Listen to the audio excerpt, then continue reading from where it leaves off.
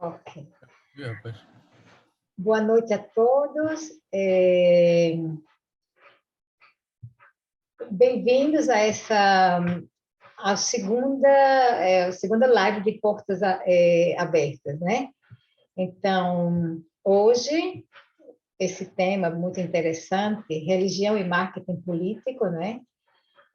A gente espera que seja um tema assim, que possa proporcionar conhecimentos, mas também assim respostas a algumas das nossas perguntas, né?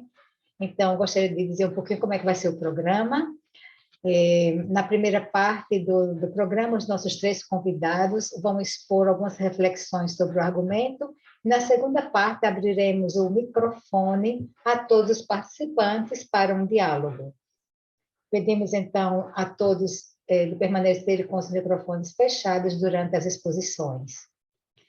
Vou, então, apresentar os nossos convidados. Temos conosco Jussara Rocha Cury, é de Recife, é jornalista, escritora, mestra e doutora em ciência da religião.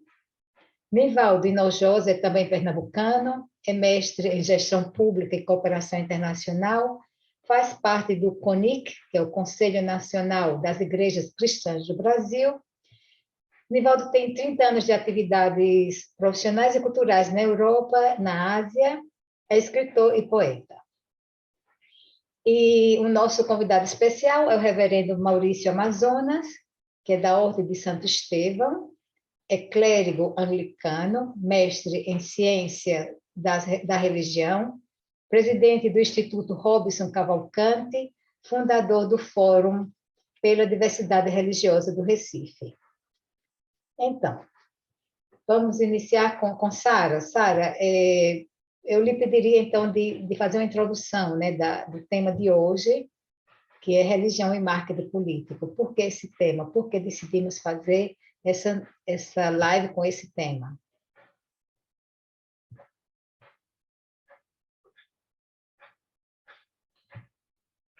Boa noite a todos, a todas. Nós estamos vivendo um momento muito especial.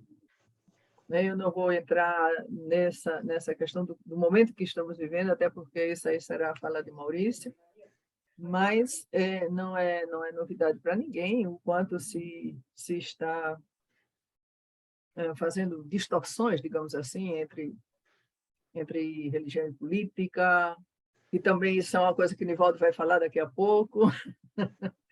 Eu estou pelejando para não me atravessar na fala de vocês. Não é? Mas é um assunto que é muito, muito, muito sério, muito, muito latente, muito importante, não apenas nesse momento atual que estamos vivendo, com especial recorte nesse momento que estamos vivendo, mas no cotidiano da vida da gente. Então, é uma coisa que... E aí a gente quer colocar na mesa, digamos assim, né? Quer abrir as portas, quer colocar na mesa esse assunto, esse tema, para que a gente possa pensar sobre isso, pensar sobre o que está acontecendo, pensar sobre o que a gente está vivendo, pensar. Se a gente conseguir pensar, conseguir analisar, já é um ganho extraordinário, né?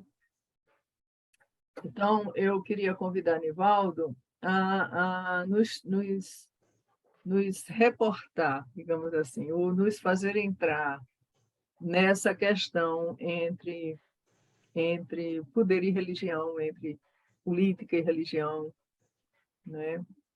E aí, Nivaldo, a fala é sua, a bola está com você. Obrigada, Sara. Nivaldo, ok, vou passar a palavra para você. Eu só gostaria, assim, de fazer uma pequena, assim, introdução ao que você vai dizer, né? Eu acho que o Estado de Direito, né, como a gente conhece hoje nos países ocidentais, assim, foi uma conquista histórica, né? Porque essa separação religião e Estado foi fruto assim, de lutas, guerras, confrontos, que deu a vida ao que chamamos hoje de repúblicas democráticas, né, com a separação dos três poderes, representantes eleitos pelo povo, e um Estado laico, não é? Onde política e religião têm seus âmbitos, têm suas esferas e não devem se misturar. Então, você poderia fazer para a gente um breve discurso histórico sobre esse aspecto, a primeira coisa. E a segunda coisa é o que a Sara dizia, né? Essa distorção, então, que está acontecendo. Obrigado, Ângela. Obrigado, Sara. Boa noite a todos e todas. Já fui apresentado, eu atualmente moro em João Pessoa, na Paraíba. Mas agora, nesse momento, estou aqui em Pernambuco, na casa de minha mãe, em Alagoinha.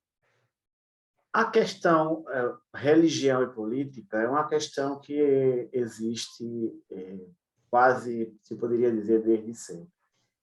Eu pensei em fazer a minha fala dividindo em 3 partes e meia. A primeira parte é uma pequena introdução sobre essa questão histórica entre religião e poder temporal, né? Ou política, se podemos dizer religião e política, não só com enfoque no cristianismo, mas eu pensei também em enquadrar um pouquinho como essa questão nas outras religiões. E a partir disso, então, eu vou dar para vocês um exemplo dessa interação política-religião, e depois disso, que é ligado ao cristianismo, né? Depois disso, um outro exemplo que vai ser ligado a outra religião, e também em outro continente, que é a Ásia. E depois a gente tenta tirar algumas conclusões, encaixando essa primeira parte naquilo que é o foco da nossa conversa de hoje, beleza? Aí, antes de tudo, eu gostaria também de agradecer, em certo sentido, assim, né, ter um sentido de gratidão pela tecnologia, pela ciência, né, que nos permite cada um estar na nossa casa e estar se olhando, estar se ouvindo, né?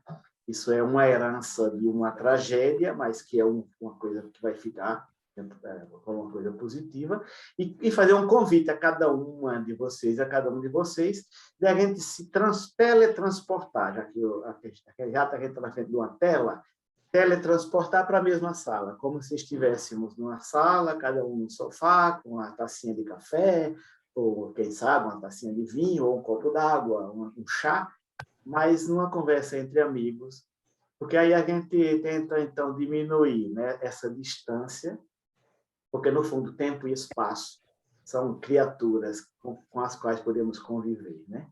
Então, beleza? A gente está agora numa mesma sala, todo mundo sentado ao redor, quem está com frio de uma lareira, quem está com calor com ar-condicionado ou um ventilador, beleza? Então, só assim, para introduzir, né, a questão de religião, a origem da palavra religião, tem 2 origens, uma grega e outra latina, mas o latim, né? Mas, assim, o sentido de religião é mais ou menos religar, né? Então, seria aquela a possibilidade que a humanidade tem de religar. Religar significa retomar um relacionamento com o divino, né? Que é alguma coisa superior, acima, e, através desse relacionamento com o divino, harmonizar os relacionamentos entre as pessoas e com as outras criaturas criadas. Enquanto que a política, veja, a definição de política é linda, a política é a arte, né? A arte de gerir a cidade, que é a polis, né? No grego, a polis, e a arte também de gerir os relacionamentos na cidade. Então, no fundo, são essas 2 coisas, religião e política, em geral, né? São duas realidades muito fortes, sempre presentes, né, na história da humanidade, com nomes diferentes. Então, dito isso, nós sabemos que a religião e política, né, sempre existiu um relacionamento, às vezes conflituoso, às vezes de paz, às vezes de guerra. Nós sabemos que a religião ela tem em si um poder muito grande de gerar, seja paz, seja guerra. Isso depende não da religião em si, mas de como essa religião é vivida. Então, tem essa capacidade intrínseca. Mas, assim, eu gosto de lembrar um fato. Como a gente está num país que, ao menos assim, tem uma cultura cristã, é aquele fato quando chegam para Jesus os amigos, os discípulos, com uma moeda e perguntam se é justo pagar os impostos. E Jesus surpreende com a resposta. Ele diz, olha, de quem é que está a foto aí na moeda de quem? De César. Então, dê a César o que é de César e a Deus o que é de Deus. Na minha percepção, a clareza que existia na mente de Jesus é muito grande. São duas esferas que devem conviver em harmonia e cada uma tem uma função. Então, a função da política é harmonizar o bem comum, é gerir o bem comum. A função da religião é dar uma espiritualidade às pessoas, e essa espiritualidade tem fatos concretos que a acompanham. No cristianismo são chamados de mandamentos, nas outras religiões têm outros nomes. E, então, esses mandamentos formam o quê? A ética, que é a prática moral de cada religião. Então, na história, nós sabemos que quando o cristianismo, no começo, né, daquilo, mas, em um certo momento, um dos imperadores romanos, ele abraça o cristianismo, assim conta a história, existem controvérsias, mas vamos seguir o filão que é mais conhecido, e assume, então, essa religião, esse cristianismo, como a religião do império. A partir daí, já o cristianismo tinha saído dos muros de Jerusalém, através de Paulo, sobretudo, e dos apóstolos, mas a partir daí ele se difunde, se divulga em todo o Império Romano. Então, por muitos séculos, cristianismo e poder político ou poder temporal caminhavam passo a passo. Até que depois teve a guerra, 30 anos de guerra na Europa, depois disso, nasce, né, aquela corrente cristã que é conhecida como protestantismo. A partir disso, então, se entende que é melhor separar política e religião. Aqui são só alguns fatos históricos. E essa separação acontece, e a intenção era que a religião se tornasse uma realidade da esfera pessoal. Cada um pratica a sua, né? E a política se ocupava, então, do governo, da administração, das coisas públicas. Depois nascem as repúblicas, que do grego república significa a coisa pública, né? Res é coisa, e aí tem essa conúbio, né? Política, bem comum, né? Coisa pública. Beleza? Isso para então, na Itália, a coisa demora um pouquinho mais a acontecer, essa separação entre igreja e Estado acontece primeiro no âmbito europeu, né? Alemanha e outros países. Na Itália demora mais um pouco, mas chega um certo momento que, se não me engano, ou durante ou antes, mais ou menos, entre a Primeira e Segunda Guerra Mundial, existe um tratado entre igreja e Estado e a separação, né? Se cria o Estado do Vaticano, então também com a tentativa de separar, né, esses dois poderes, o poder espiritual e o poder temporal. Mais ou menos essa dinâmica aconteceu também em outras grandes religiões. Buda, por exemplo, no budismo, Buda viveu alguns séculos antes de Cristo, ele era um membro de uma família real. Então, ele foi criado, digamos assim, com uma grande consciência política. E aí, depois que nasce o budismo, ele se separa da família, etc. Mas, quando o budismo, então, atinge as esferas, né, de reais, de realeza, de imperadores, né, na Índia, e, sobretudo, um grande imperador, Asoka, que é uma figura histórica, ele começa a difundir o budismo para além das fronteiras da Índia, e chega no Sri Lanka, na Tailândia, e etc. Né? E no Oriente, sobretudo na Tailândia, onde eu vivi há alguns anos, essa ligação entre o budismo e a política é muito intrínseca, é muito ligada. Então, você quase não consegue separar uma coisa da outra, né? De fato, os monges, o patrono supremo, digamos assim, dos monges é o rei, a figura do rei, que na Tailândia ainda existe. Então, o rei é o patrono de todas as religiões, mas de modo especial do budismo. Então, ainda continua essa ligação muito visceral. A gente sabe também que o Islã, o islamismo, ele já nasce, né? Quando o islamismo nasce, também nasce em um contexto sociopolítico muito complicado, né, no Oriente Médio, de guerras e lutas, etc. E o Maomé ele consegue fazer primeiro uma união entre as tribos, né, que se torna depois uma união política, e o islamismo, de fato, nos países onde o islamismo é religião de Estado, não separa religião e política. Então, existe uma ligação muito forte entre o poder temporal e o poder religioso. Qual é a característica desse tipo, do budismo, do islamismo e até, inclusive, de outras religiões, até mesmo do cristianismo, quando e onde ainda existe essa ligação? É bem simples, é o seguinte: existe uma crença, né, existe um governante que participa dessa crença e uma população que também participa dessa crença. Então, existe uma certa harmonia, mesmo nas discórdias, que acontecem também, né, entre essas duas correntes que caminham juntas. Isso aqui é importante para a gente chegar depois, para a gente chegar no Brasil, né, talvez, para a gente entender onde é que essa ligação entre política e religião começa a ter problemas ou a criar problemas, certo? Então, as escolhas feitas pelos líderes, né, não são também abraçadas pelos cidadãos comuns, ou não, mas aí existe né, esse caminhar junto. O que é que acontece, então?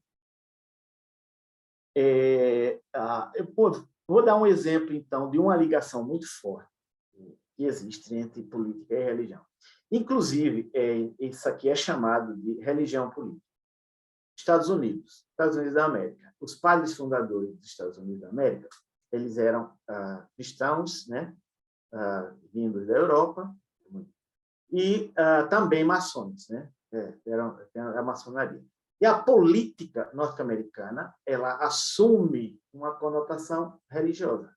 Se vocês notarem, eu vou dar só alguns exemplos para explicar o que é essa religião política nos Estados Unidos, é que a religião, além de uma espiritualidade que ela propõe também ritos, ela propõe mandamentos, que são, né, leis éticas a serem seguidas. A política nos Estados Unidos, se você pega uma moeda de $1, aí está lá escrito: nós cremos em Deus. Todos os presidentes norte-americanos, quando eles são empossados, eles fazem uma real, um rito religioso, com a Bíblia. Eles têm que jurar em cima da Bíblia, né, que vão servir a nação, que vão acompanhar a Constituição. Então, praticamente todo o sistema político norte-americano é um sistema de uma religião política. Beleza? Passando para um outro exemplo, sempre ligado à religião. Quando é que as coisas começam, então, a ficar mais sérias assim?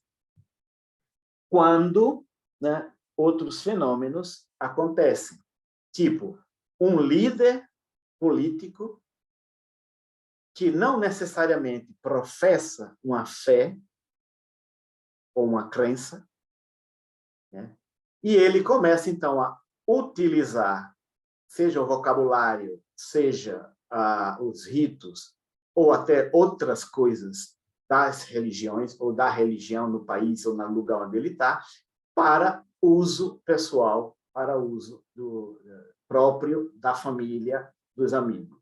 Isso se chama, um fenômeno muito interessante, que se chama manipulação da fé dos outros. Então, essas pessoas, normalmente, elas são muito inteligentes. Normalmente, essas pessoas, elas têm um discurso, né, que consegue agregar, né? Elas têm uma espécie de carisma, né? Bom, eu vou dar um exemplo de uma pessoa que talvez vocês conheçam ou não, mas tudo bem. Então, o que é que acontece?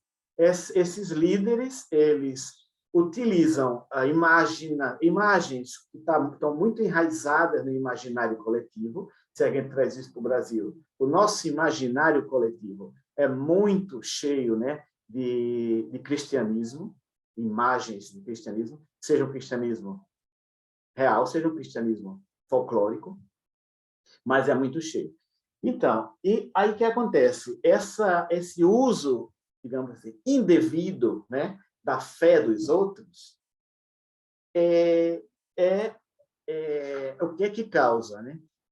Por quê? Primeiro, isso é feito para benefício próprio e do próprio grupo, né? Então, Nivaldo, gostaria uma coisa tem importante, faltam 5 minutos. Uma coisa importante, 2 obrigado. minutos. 5. Obrigado.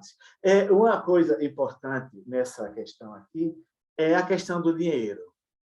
Você quer saber a razão, uma das razões principais dessas manipulações de religiões? Está atrás do dinheiro, né? Do poder e dos benefícios próprios. Eu vou acelerar. Um exemplo de uma pessoa no mundo que utiliza a fé dos outros para se manter no poder. Não sei se vocês já ouviram falar de um sujeito que se chama Kim Jong-un. Kim Jong-un é o presidente da Coreia do Norte. O presidente da Coreia, a Coreia do Norte é um país que tem uma cultura particular, bem diferente da nossa, né? Tem algumas bases budistas, mas... Kim Jong-un, ele sempre usou a parte do imaginário coletivo da crença popular da Coreia, que é a divindade a figura do presidente ou do rei é considerado no imaginário coletivo como um deus. Certamente Kim Jong-un, ele sabe que ele não é um deus, certamente ele não vai acreditar que ele é um deus, mas ele usa dessa prerrogativa para fazer aquilo que ele quer fazer. Né? Então, ele persegue os inimigos, quem não pensa igual a ele é perseguido, ele inculca essa ideia que ele quer que dá divindade dentro das pessoas, sobretudo nas escolas, das crianças, etc. Né? Então, isso aqui é um exemplo, não fora do cristianismo, de uma pessoa atual, né? Um líder atual, que utiliza a fé dos outros para se manter no poder e para benefícios próprios. Né? Para chegar mais perto, e também pode servir como introdução para nosso querido Maurício, reverendo Maurício, né? Só alguns títulos, e eu vou terminar a minha fala, que essas pessoas que podem ser manipuladoras, normalmente, primeiro, não têm uma fé própria.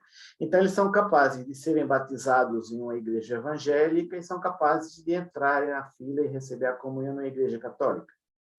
No caso do cristianismo, tem uma questão ainda que é também forte na questão da manipulação da fé para uso próprio, que é o nosso país, ele é um país multirreligioso, além de ser multicultural.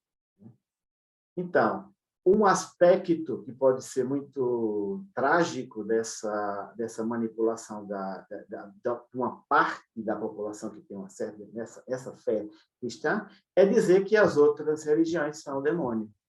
Então, isso aqui é muito perigoso, por quê?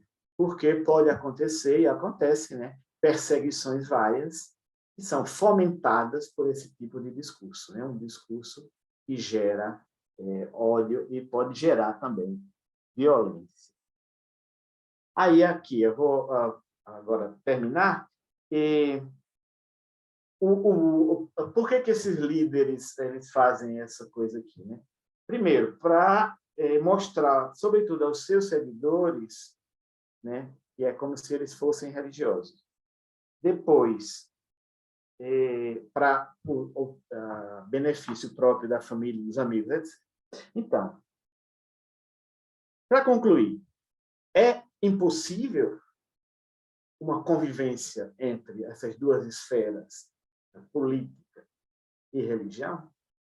Não, nós temos muitos exemplos no mundo todo, na história, de que isso não que é possível. Mas isso é possível quando aquilo que a Ângela dizia no começo se realiza, que é quando existe o respeito pelas instituições, que no nosso caso são democráticas, né? Porque temos instituições muito bem definidas, e quando os líderes, por respeitar essas instituições, respeitam uma coisa simples que se chama democracia, liberdade, né? E que lutam pelo bem-estar da nação e o bem-estar das pessoas que eles são os líderes, né? Eu vou deixar uma parte que, pelo tempo, eu passei 30 segundos daquele combinado, mas pode ser que ele depois saia nas perguntas e nas respostas. que é, eu digo só o título, né? Como fazer para não se deixar manipular?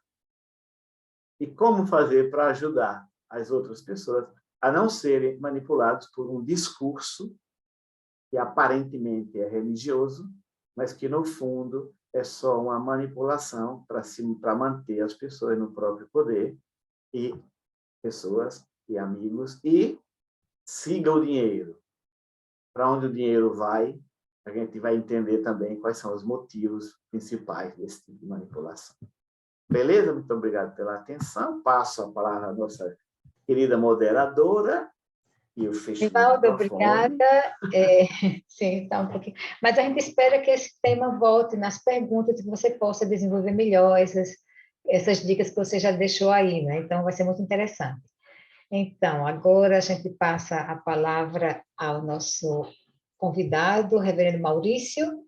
E eu gostaria só de fazer uma segunda pergunta. Estamos vivendo um momento muito delicado, né, da nossa democracia, que vem sendo atacada em vários aspectos.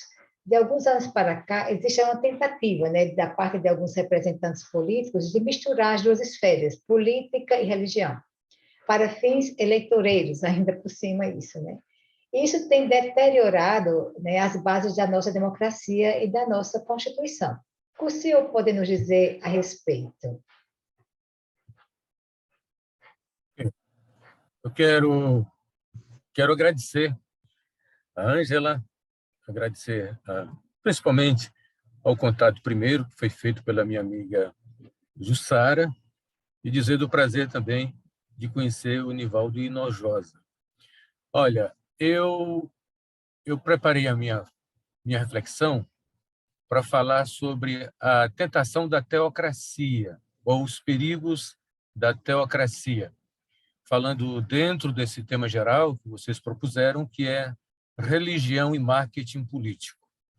A minha fala vai se situar no âmbito do cristianismo protestante que chega ao Brasil a partir de 1855. Então, é a partir disso que eu quero construir a minha fala com vocês, tá?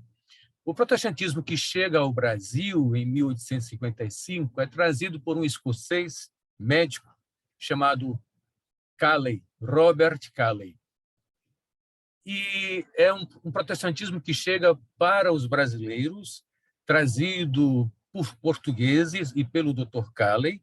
Portanto, é um cristianismo que já vai falar a língua do Brasil, porque até então os alemães só podiam falar em alemão para os luteranos, que chegaram aqui a partir de 1810. Em 1824 já havia comunidades no Rio Grande do Sul e também comunidades inglesas, anglicanas, que só podiam cultuar em inglês. Quando o Dr. Calley, que era escocês, mas chegou ao Brasil, ele quis trazer para o Brasil uma comunidade de portugueses e, portanto, precisava falar em português, língua que o povo brasileiro entenderia. O Dr. Calley traz pela Europa um protestantismo que chega ao Brasil, é liberal em economia e em política.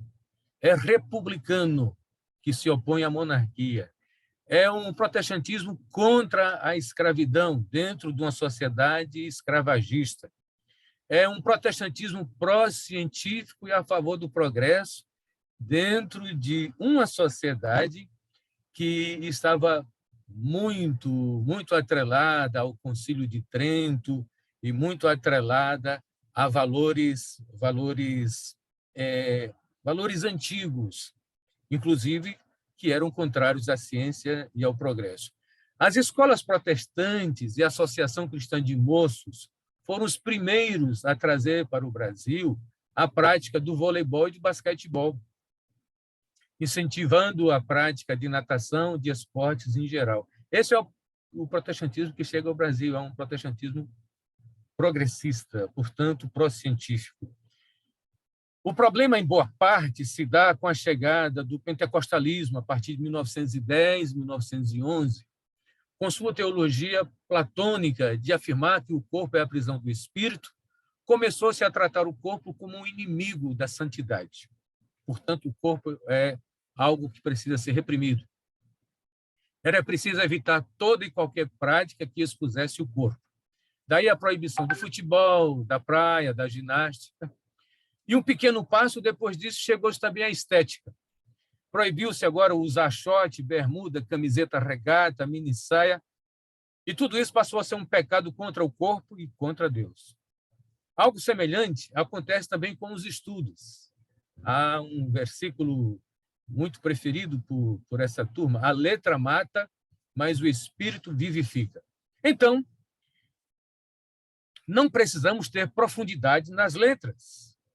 O homem espiritual entende tudo e por ninguém é distinguido. Ele não é entendido por ninguém, porém ele sabe tudo. Essa é a perspectiva que justifica o anticientificismo de algumas igrejas, principalmente ou maiormente no ramo pentecostal. Porém, precisamos fazer justiça. Nem todo pentecostalismo pensa de modo linear, graças a Deus. Houve aqui em Pernambuco um cara nascido no Rio Grande do Norte, na cidade, uma cidadezinha pequena, chamado Torres Galvão. Ele nasceu em 1905, morreu em 1954. Preste bem atenção. Em apenas 49 anos de vida, esse homem veio para cá, para Pernambuco, trabalhou na indústria têxtil, fundou o Sindicato dos Tecelões de Abreu e Lima, Igaraçu e Paulista. Esse homem foi deputado 2 vezes. Sucedeu ao governador Agamenon Magalhães após a morte do Agamenon Magalhães. Em seu curto mandato de apenas 6 meses, Torres Galvão conseguiu desapropriar uma área de 50 hectares de terras que pertenciam à Companhia de Tecidos de Paulista. Ali foi construída uma vila chamada Torres Galvão.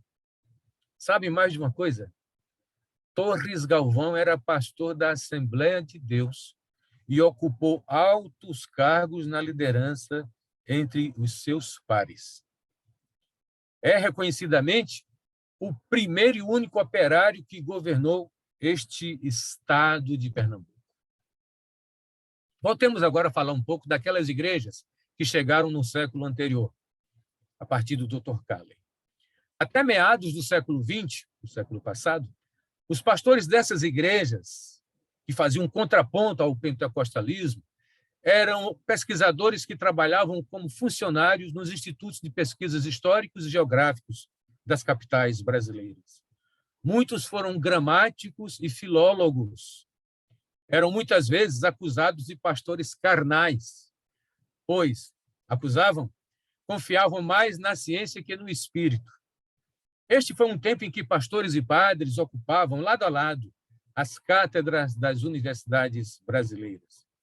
Esses protestantes eram vistos como a vanguarda da pesquisa, da ciência e das letras.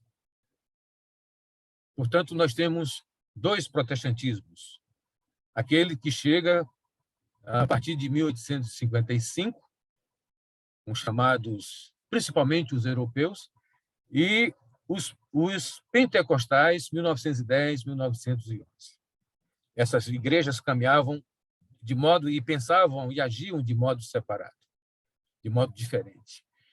Mas, a partir de 1960, com o golpe militar de 64, as igrejas pentecostais e muitas dessas protestantes passaram a defender a ditadura verde-oliva. Alinharam-se, perfilaram-se com o governo dos Estados Unidos, que logo apoiaram o golpe militar do Brasil.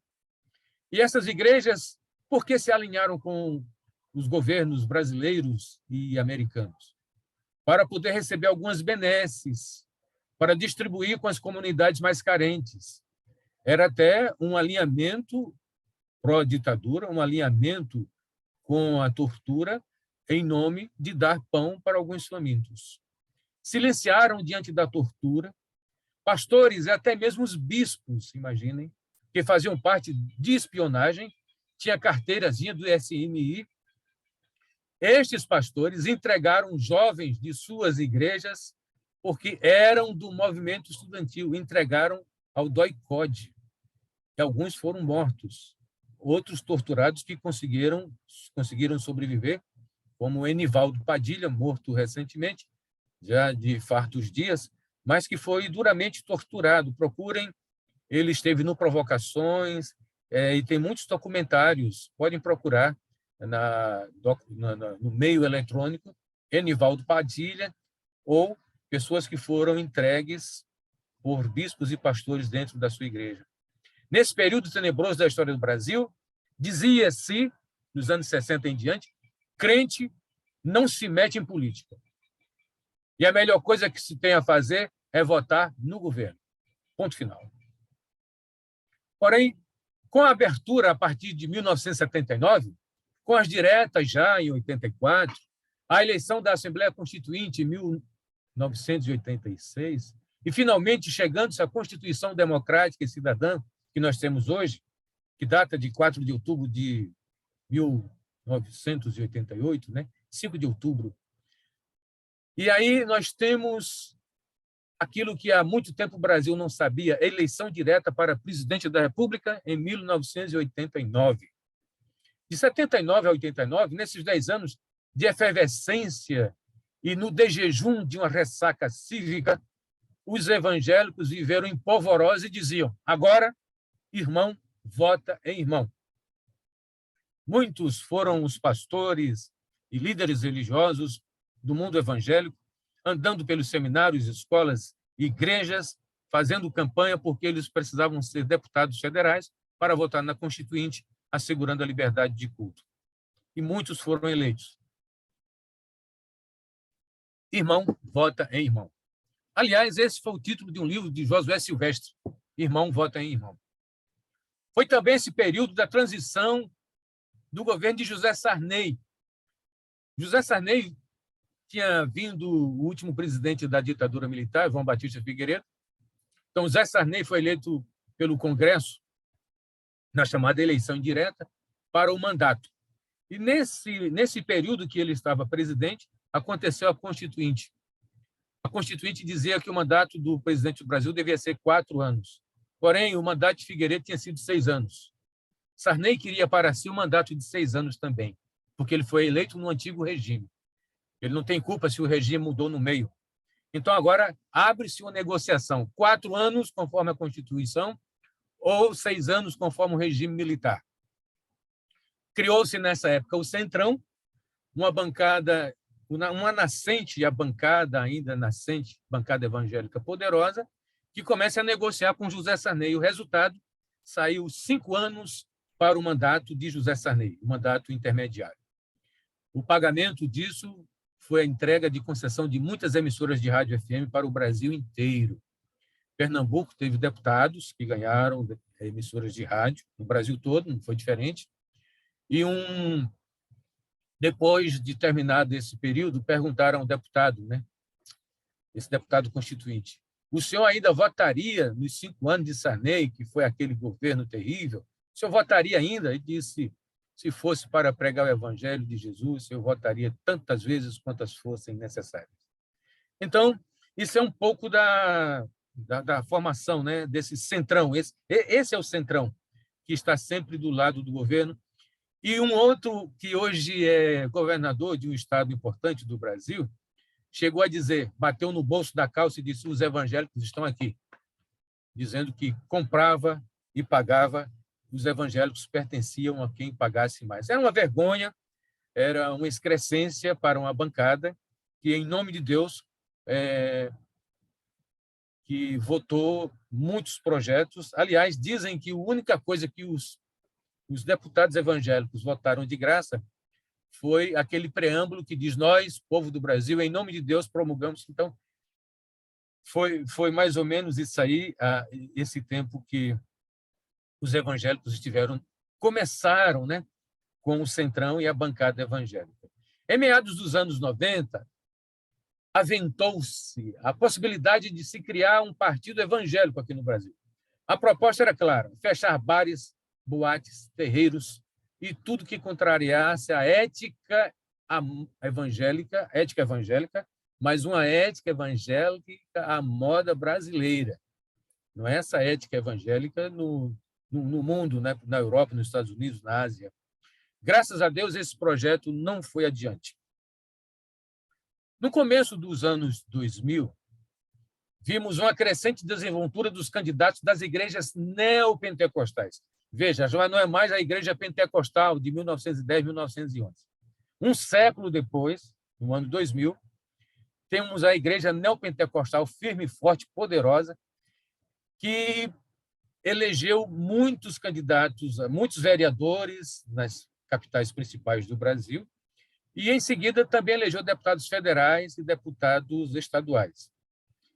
Esses candidatos recebiam codinomes como Cordeiro de Deus, não sei se vocês se lembram disso, tinha Mané de Jesus, Zé de Deus, eu estou botando Mané de Jesus e Zé de Deus para não falar os nomes que pode ser que alguém se sinta ofendido, né? O Cordeiro de Deus eu não tenho como tirar, né? Tem que ser o nome completo. Tudo isso para ligar estes candidatos ao sagrado nome do cristianismo e os apresentar como escolhidos para representar o povo nas câmaras e assembleias. Foi um tempo de grande esquema de corrupção. Um bispo de projeção nacional dessa maior igreja neopentecostal, morando em Brasília, servindo no Congresso, servindo na sua igreja, ele era chamado pelo nome mesmo, bispo fulano de tal, caiu numa grande desgraça, foi descoberto o seu terrível esquema de corrupção e sumiu da política nacional. Muito triste para a história de um bispo. Hoje, nos anos 2020, temos uma igreja evangélica brasileira maiormente atrelada ao poder central, ao governo federal. Essa é uma igreja anticientífica, anti-vacinas, terraplanista, anti-intelectual, portanto, conseguiu retroceder para a idade das trevas. Essa igreja, maiormente, seus pastores e os rebanhos de fiéis estão questionando o sistema eleitoral que funciona há quase 30 anos. Uma igreja que meteu seus pastores dentro do governo e que apoia o machismo, a xenofobia, o racismo, o desmatamento, o desmantelamento de instrumentos de controle ambiental como INCRA, IBAMA, ICMBio, INPE. É uma igreja que defende o armamentismo, o fechamento do Congresso, o fechamento do STF e a volta da ditadura.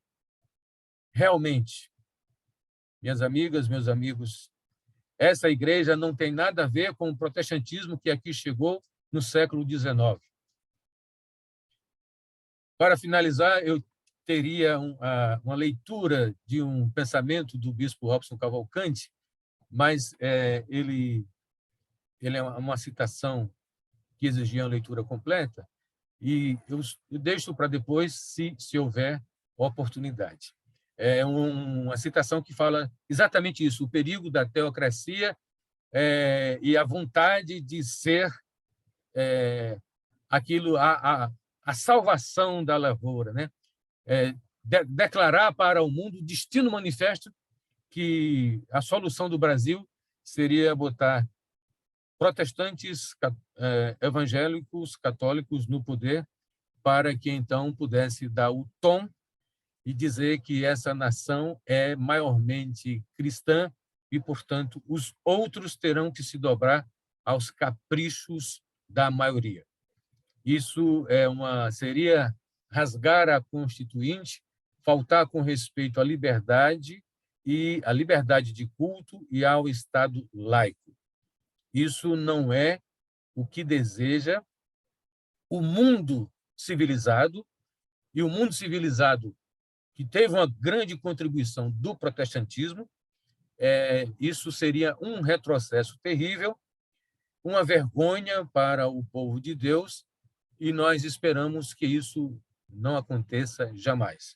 Sempre pela liberdade de consciência, pelo voto livre, consciente, pelo sufrágio universal e pelo voto. O voto é individual, pessoal, intransferível e é secreto. E isso nós defendemos como uma cláusula pétrea. Esse protestantismo outro que está por aí, se arvorando com outros valores, não é o protestantismo histórico, não é o que nós aprendemos dos reformadores e da melhor literatura que nós conhecemos e que nós professamos. Muito obrigado. Obrigada, realmente, reverendo. Muito obrigada. Já começamos aqui com algumas perguntas. Então, tem Tereza que fez uma pergunta, não sei se ela quer fazer pessoalmente ou se eu leio a pergunta. Posso ler? Pode ler, Ângela. Então, a pergunta é essa: como fazer para não deixar manipular por discursos disfarçados de religiosidade, porém com finalidades outras?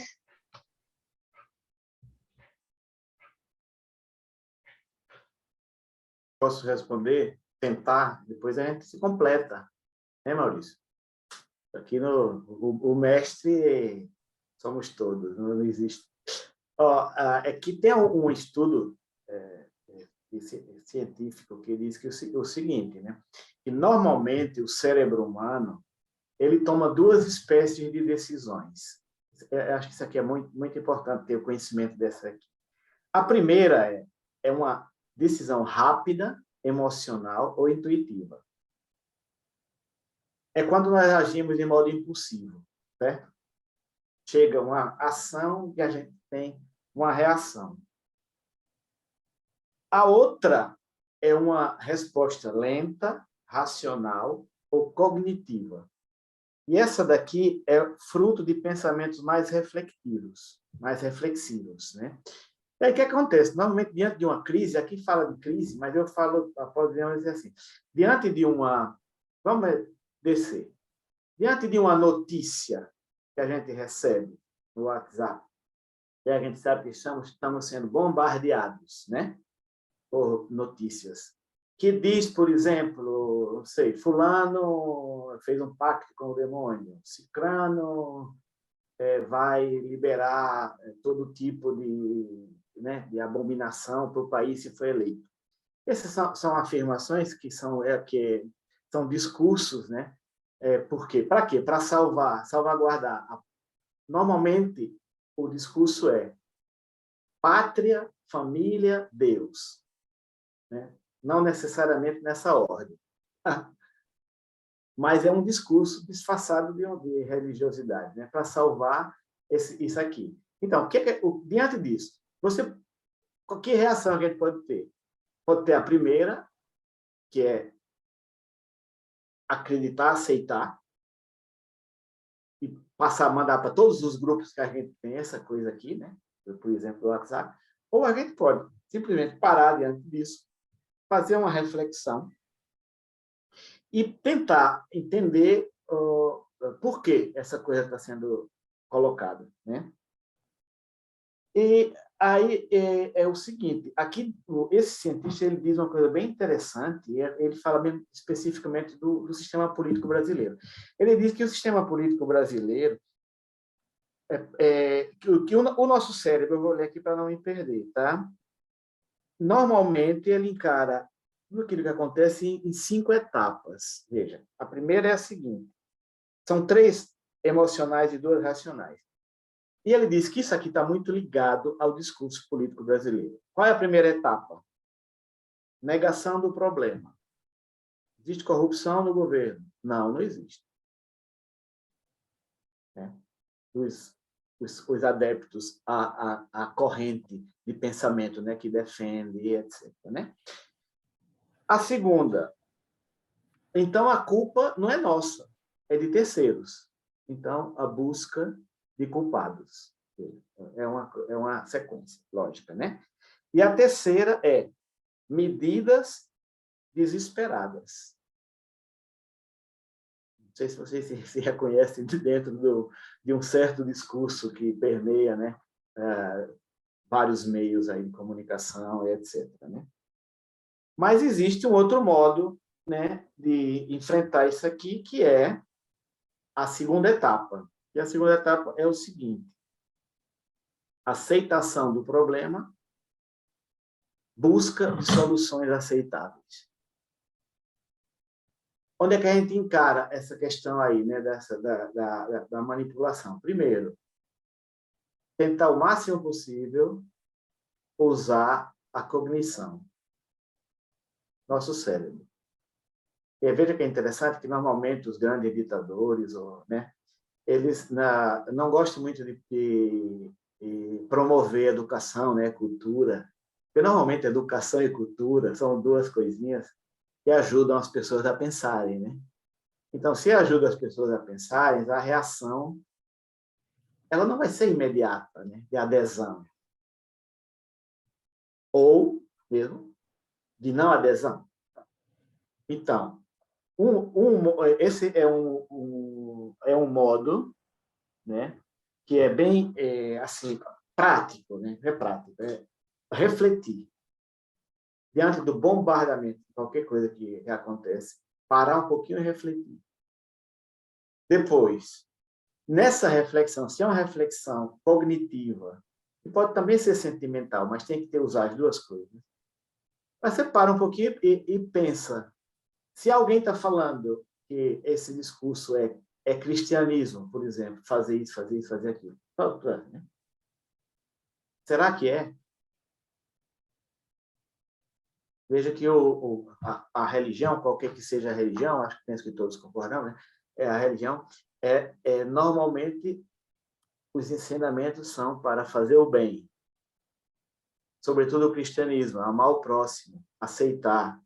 Diversidade é um dom, né? Demonização, não. Então, tudo aquilo que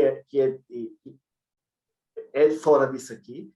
Então, eu vou repetir as etapas, tá? Que são 5 etapas, as duas são 3 emocionais e 2 racionais, né?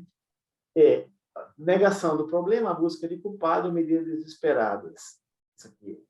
Mas o que é melhor do que isso é aceitar as coisas como elas são, procurando a causa e a raiz, e uma busca de soluções racionais. O reverendo Maurício ele falou uma coisa fundamental, né? Que é a racionalidade, né? Que é a racionalidade. E a racionalidade, nesses momentos aqui, sobretudo no momento que a gente está vivendo aqui no Brasil, eu mesmo me encontro várias vezes com a minha emotividade tão forte que eu não consigo mais distinguir. A vontade E aí eu paro, e aí eu digo, se eu respondo à altura, eu estou fazendo a mesma coisa que aqueles a quem eu critico está fazendo. Então, primeiro, antes de passar qualquer mensagem, qualquer coisa, eu paro, eu pesquiso, eu vou ver se são fake news, se são news, né? Eu penso 2, 3 vezes, aí eu penso, então é bom repassar, porque serve talvez como reflexão, né? Então esses aqui, não sei se porque, né, eu tentei resumir, mas assim, normalmente, como o discurso político nosso brasileiro, ele atualmente, mas já era também no passado, normalmente usa essas 3, né? Primeiro negar que existe um problema, sobretudo se o problema é ligado a eles mesmos, né? A quem está no poder, a quem está manipulando, a quem está... Não existe gabinete do ódio, não existe notícias falsas, o robozinho não funciona, etc., né? Colocar a culpa num terceiro, não, a culpa é dos governos anteriores porque não fizeram bem. Ou então, soluções desesperadas. Então, vamos liberar milhões aí antes das eleições, porque aí a gente, né, esse dinheiro vai ser usado, né, não é claro e explícito, mas para comprar os outros, né? Em vez, se a gente age não desse jeito, nós podemos criar uma corrente que é contra essa corrente de manipulação, mas que é que dá uma contribuição positiva ao discurso. Com os meus colegas que pensam diferentes de mim, eu uso muito essa tática. Eu não a enfrento diretamente, porque, né, algumas pessoas elas não conseguem mais raciocinar, porque já estão tão imbuídas desse discurso que não tem mais como. Mas aí a gente tenta mostrar uma alternativa. Qual seria uma alternativa? Existe uma terceira via? Não sei se foi claro, mas assim, são algumas dicas. Obrigada, Nivaldo. Então, temos outras perguntas. Vou passar para a segunda pergunta, ainda de Tereza. Eu acho que essa vai para Reverendo Maurício. Ela faz a segunda pergunta: como entender que as igrejas cristãs vêm desses discursos armamentistas contra os avanços da ciência, negando direitos, demonizando as pessoas, instituições? Por que elas apoiam esses posicionamentos? Bom, existe uma tentação teocrática. Nós devemos ser os donos do mundo, nós somos cabeça e não cauda, nós somos filhos do rei, portanto somos príncipes, e nós é que temos que tomar as rédeas do mundo em nossas mãos. Então, o governo, a vontade majoritária, a vontade teocrática, a vontade, essa tentação daquilo que Jesus fugiu, né? Tudo isso é meu, tudo isso te darei, se prostrado me adorares. A ânsia pelo poder. Quando eu fiz mestrado, juntamente com a minha querida Jussara, foi lá que eu conheci Jussara, na Universidade Católica, conversava muito com as mães de santo, pais de santo. E elas disseram para mim: olha, Maurício, a polícia perseguiu vocês, a polícia fechou o culto de vocês, mas a polícia, quando chegava na casa de vocês, eles entravam batendo na porta com as costas da mão, né? Batendo assim, com a mãozinha na porta de vocês. Quando a polícia chegava nas nossas casas, mãe de santo, pai de santo, eles chegavam com um coturno na fechadura. É bem diferente a intolerância de um culto para com o outro culto. E aí eu comecei a ver a diferença, como nós éramos maltratados. E aí, hoje, como nós nos tornamos, hoje chega-se a dizer que a igreja evangélica já passa de 60 milhões de pessoas. Eu não acredito nesse número avassalador, mas fala-se que é 1/4 da população. Tudo bem. Aí o que é que uma pessoa me disse outro dia? Olha, pastor, hoje nós somos a maioria e a minoria vai ter que nos engolir. Ora, e quando nós chegamos aqui pedindo licença, querendo flexibilizar as leis para poder fazer os cultos, para ter liberdade de fala, a gente chegou pedindo licença, querendo tudo dentro da lei. Como é que hoje que nós somos tolerados, nós somos até bem recebidos, vamos agora nos tornar intolerantes para com os outros? Essa é a tentação da teocracia. Em nome de Deus, fazer valer a minha verdade. Bom... Maurício, só completando isso que você está dizendo, essa tentação, e aí eu acho que você poderia também discorrer sobre isso, ela provoca uma distorção assim, absurda em relação aos valores, aqueles valores que são eminentemente daquela específica religiosidade, digamos assim, né?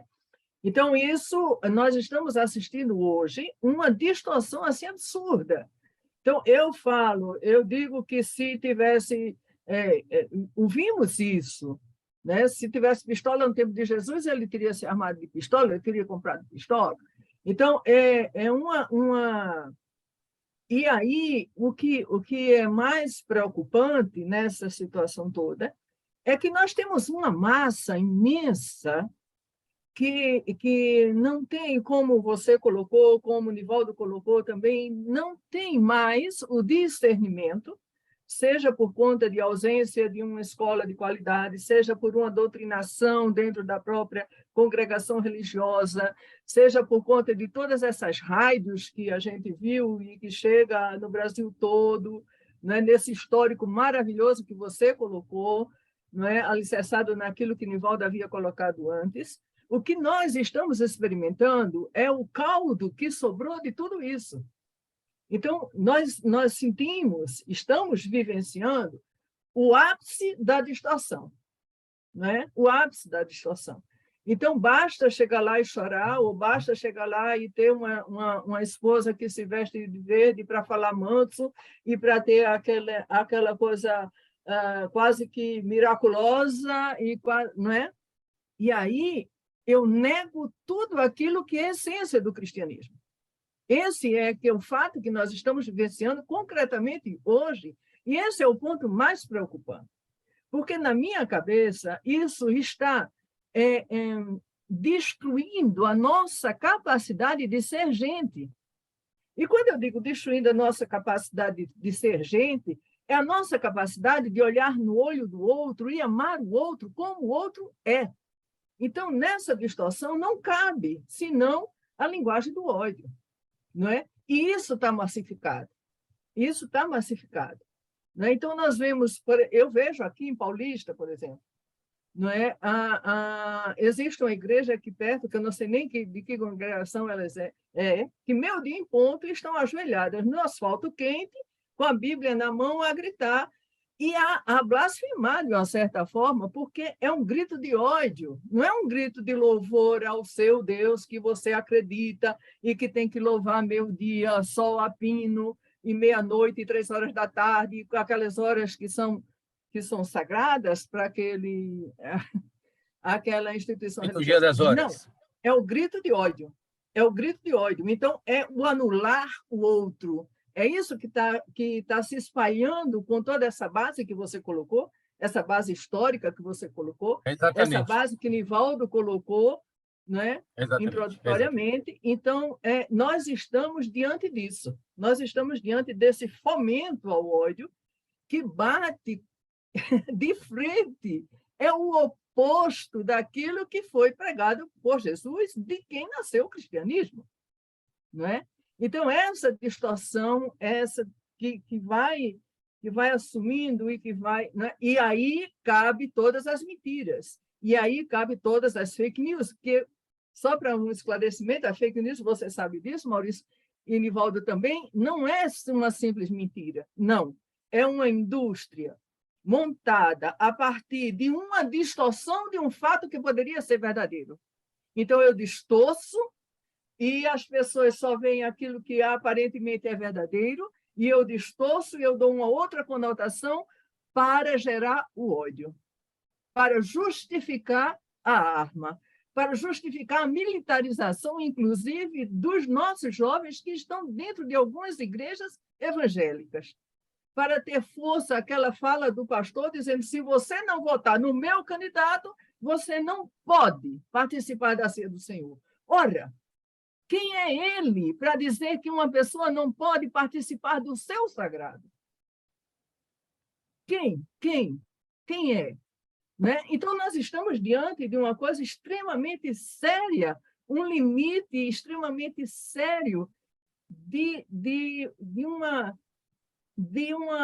assumir, digamos assim, uma perversidade em nome de um Jesus que proclamou e que viveu pela paz, pela justiça e pelo amor ao outro.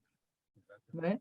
Então, essa distorção é que me parece ser o ponto crucial desse momento que nós estamos vivendo hoje. Né? E aí eu digo com muita tranquilidade, você que está escutando a gente, você pode votar em que você quiser, não é essa a questão. A questão é: que cristianismo você vive? Você é cristão, então que cristianismo você vive? Você é candomblessista, então como é a sua relação com os orixás? Você é kardecista, como é a sua relação com a mesa branca, com os irmãos de luzes? Você é juremeiro? Qual é a sua relação com a Jurema Sagrada? Não é? Então, esse é o ponto.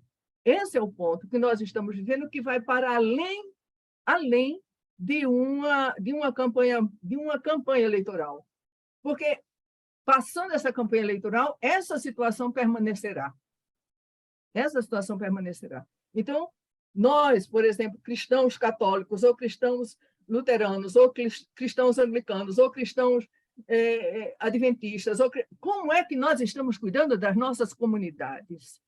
Nós, candomblecistas, como é que nós estamos cuidando das nossas comunidades? Nós, espíritas, como é que nós estamos cuidando das nossas comunidades? O que é que nós estamos ensinando para essas comunidades? O que é que nós estamos fazendo para frear, na medida que a gente puder e que a gente não puder, no possível e no impossível, essa onda de aberração distorcida daquilo que é a relação sua com o seu sagrado, né? E sua, como o Nivaldo muito bem colocou, e sua com o que existe no seu entorno. Então, essa relação vertical e essa relação horizontal, não é? Então, isso é um momento assim muito, muito sério e que coloca todos nós que temos fé, independente da nossa fé, independente.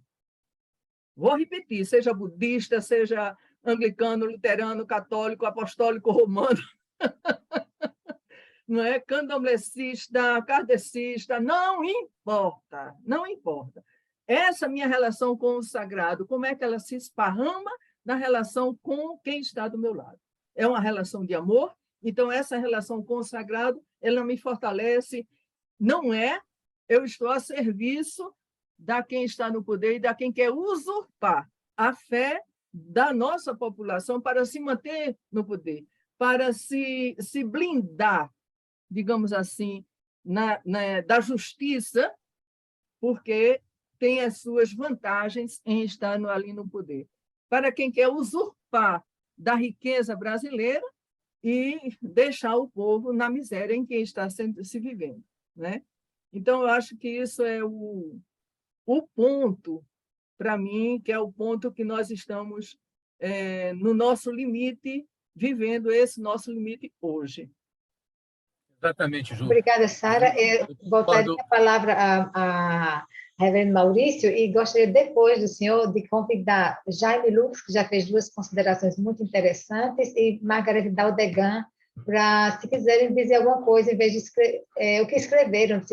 Mas eu passo a palavra uma outra vez ao senhor. Obrigado.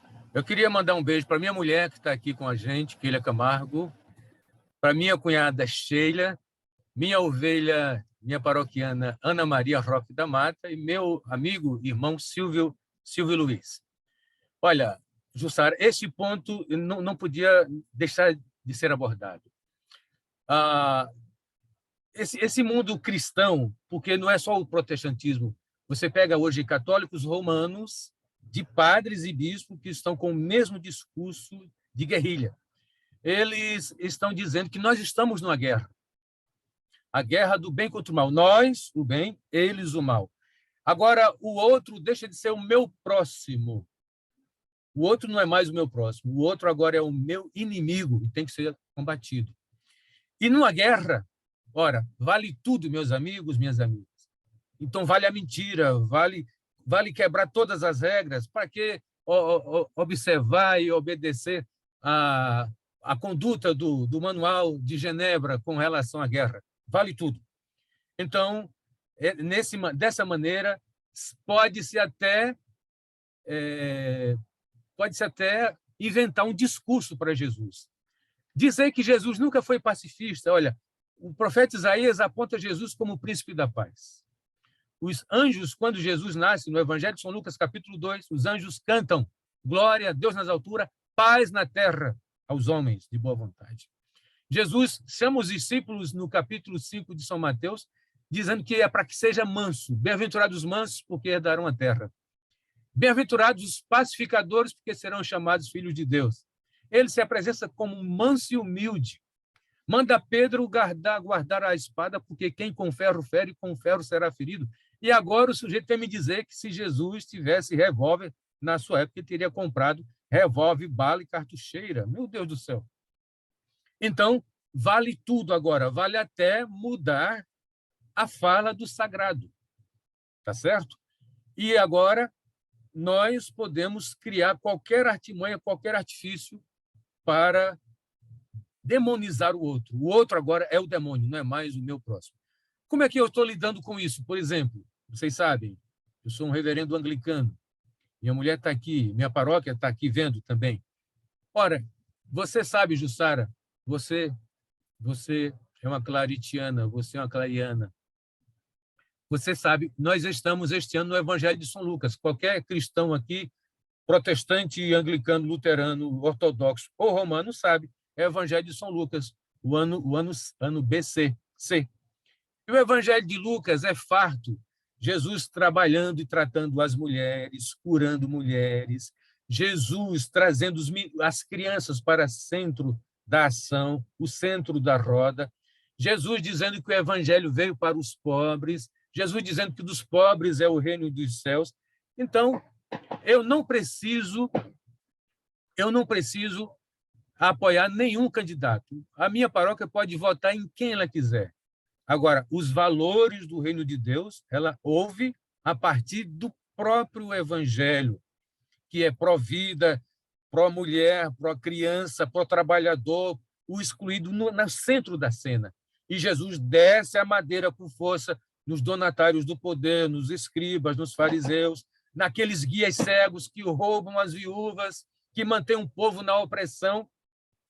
Jesus é duro, bastante duro, com os mandatários, com as autoridades, e é leve, muito leve, com os pobres, com os deserdados, com aqueles que estão cansados, com aqueles que estão oprimidos. É sempre: vinde a mim, eu vos aliviarei. A pregação do Evangelho é esta, porque este é o Evangelho. Qualquer outra coisa é outro Evangelho, e ele não serve para a Igreja de Cristo, não merece ser recebido como tal. Assim eu leio, assim eu prego, e no dia que eu desacreditar disso, eu tiro esse colarinho aqui, jogo no lixo, aí vou andar com espada, cartucheira, revólver e dizer que bandido bom é bandido morto. Mas hoje eu digo: bandido bom é bandido transformado pelos valores do reino de Deus, que se torna homem de Deus, temente a Deus, que ama a sua família, que ama o seu próximo. Este é o evangelho que eu prego, o evangelho que Jesus trouxe para salvar e transformar a vida das pessoas, construindo um mundo melhor e mais justo. É nisto que eu estou firmado e assim eu permaneço para a glória de Deus. Obrigado. Ô, Maurício, somente mais uma coisa. Se a gente pensa, Maurício e Nivaldo, se a gente pensa no relacionamento que Jesus tinha com as mulheres, meu Deus do céu, que distância! Que distância! Bastaria pensar que quando ressuscitou, apareceu para uma mulher. Desculpem. Que tal uma live? Que tal uma live sobre isso? Que tal? Eu acho ótimo. Vamos fazer. Vamos né? lá. Desculpem vocês, mas foi para nós que ele se apresentou e disse: diga para o povo aí todinho que eu ressuscitei. Né? Venci, amor. Muito bom. Vamos colocar na agenda uma live sobre a mulher hoje, sobre como a gente pode interpretar o papel da mulher na sociedade, na igreja, e por aí vai. Muito bom. Olha, tem aqui Jaime Lucas, se você quiser dizer pessoalmente que você colocou na chat, e também Margarete Daldegan. Obrigado, boa noite a todos. Eu estou falando aqui de Porto Alegre. Estão me ouvindo? Muito bem. Sim, Tá estamos bem. ouvindo. Eu acho que depois que o reverendo Maurício falou, é pouco a acrescentar, né? Mas eu acho que em relação àquilo que eu escrevi ali, justamente eu acho que é isso que o Maurício falou. A gente tem um problema hoje que é o que mais me preocupa: como é que a gente vai desmontar esse sistema de raciocínio que se criou numa parcela grande dos cristãos, e, como ele disse, não só os pentecostais, mas católicos e também de outras igrejas protestantes e também espíritas, em que, em vez de partir dos valores centrais do Evangelho, você toma posicionamentos políticos, eu acho que políticos determinados por visões econômicas e sociais, ou até privilégios, ou aonde tu estás na sociedade, qual é o espaço que tu ocupa, qual é a classe que tu pertence, se tu é homem, se tu é branco, se tu é heterossexual, e a partir daí tu pega os valores do Evangelho e adapta aos teus interesses, né? E como é que a gente faz para desmontar isso, né? Porque realmente é muito preocupante esses absurdos que a gente vê aí, né? As pessoas são, não, eu acredito em Deus, eu vou para o céu, e, aliás, inclusive, é uma questão, às vezes, que me parece muito um desprezo pela vida humana, enquanto a vida terrena, aqui, o aqui agora, o meu irmão que está ao lado, que passa fome, a mulher que está sendo reprimida ou sendo espancada, o outro ali que sofre de racismo, em nome de uma certa salvação da alma depois, né? Como é que a gente se livra disso? Como é que a gente constrói uma nova, enfim, uma nova compreensão de que é preciso partir dos valores e aí atuar no social, no econômico, no político, a partir desses valores, que obviamente não vai, a gente não tem, nós somos humanos, nenhum de nós vai conseguir a perfeição, nenhum grupo político vai conseguir. Então, é a partir daí como é que a gente vai mudar, vai agir para mudar, primeiro, eu acho, os cristãos, porque hoje é lamentável, mas muitas vezes nas redes eu vejo pessoas, vejo colegas, jornalistas, gente que eu conheci, que absolutamente se dizem ateus, mas que dão verdadeiras lições do que é ser cristão, pegam, às vezes, até as frases do Evangelho para contradizer um certo comportamento daqueles que se dizem cristãos. E é uma irracionalidade total, né? Então, eu fico me perguntando, e esse aspecto também, que eu acho que vem da Idade Média, né, desde Constantino lá atrás, de que o cristão acha que tem que impor ao mundo todo o seu Estado, a sua nação, a sua forma de ver o mundo. E a gente tem, pelo menos, com percalços, com erros, tem 200 anos de Revolução Francesa, em que a gente precisa construir uma nação, construir um Estado, construir uma sociedade global, em que não tem uma crença que se sobrepõe às outras, porque senão fica muito complexo agir no mundo, né? Enfim, são questionamentos que eu tenho me feito e que têm me preocupado muito, né? Principalmente pelo contra-testemunho dos cristãos. Acho que eu falei demais. Não, tranquilo. Eu posso dizer uma coisa rápida, senhor Sara?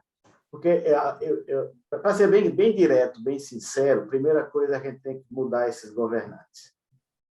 Com essa gente que está aí no poder, não é possível fazer nada. Eu acho que é a primeira coisa, né? Então, ajudar, conscientizar a população que a gente precisa de um governo novo. E aí permitir que o Estado seja de novo laico. Permitir que o Estado, porque senão não tem outra saída. Segundo, em vez de destruir esse discurso de ódio, eu volto ao que o Maurício estava dizendo. Nós temos que construir um discurso de amor. É só tirando esse governo, primeiramente, e construindo um discurso de amor que eu vejo alguma esperança de alguma mudança para a sociedade. E eu não olho essa mudança como uma mudança para reimplantar um cristianismo. O cristianismo, na concepção universal, abrange a humanidade inteira e abrange tudo, né? O Estado tem que ser laico. O Estado é como esse pai, como essa mãe que aceita, acolhe, cuida de todos os seus filhos. Não, independente da crença, da cor, do sexo, da escolha, daquilo que for, né? Mas um Estado assim só é possível se tiver governantes que pensem assim. Enquanto tiver governantes que pensem... E outra coisa, só para concluir, eu volto àquilo que eu só acenei, né, para a questão do tempo, né? A manipulação da fé dos outros é exatamente isso. Veja, tudo isso que a gente está conversando é que tem um discurso, né, que está manipulando a fé dos outros. Então, é por isso que eu não posso, não tem como nem ocupar, né, aquela pessoa mais simples, né, que vai atrás, que acredita, que se ajoelha, né, Sara, no meio da rua às 3 horas da tarde para pedir aqui. Porque ela está sendo manipulada. Isso é muito pior do que muitas outras coisas, né? Você usar a consciência das pessoas,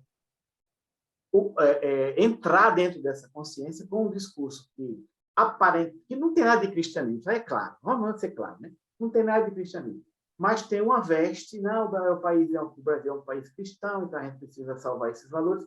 Só que aqui tem um discurso que não tem nenhum valor, né? É um discurso que é exatamente o contrário ao discurso cristão. Então, o que a gente precisa fazer? Tirar esse governo e construir um discurso mais positivo.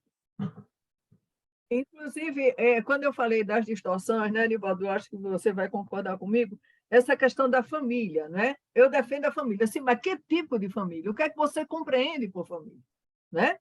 Se você pensa que a família começa a partir do bem-querer, do afeto, aí você já desmonta todo esse discurso de defesa da família. Não é essa a família. A família é uma outra coisa. A família tem um outro olhar, tem um outro sabor, tem um outro cheiro, tem um outro, né? Não passa por uma forma, passa pelo bem-querer, passa pelo afeto. Passa agora a palavra a Margarete.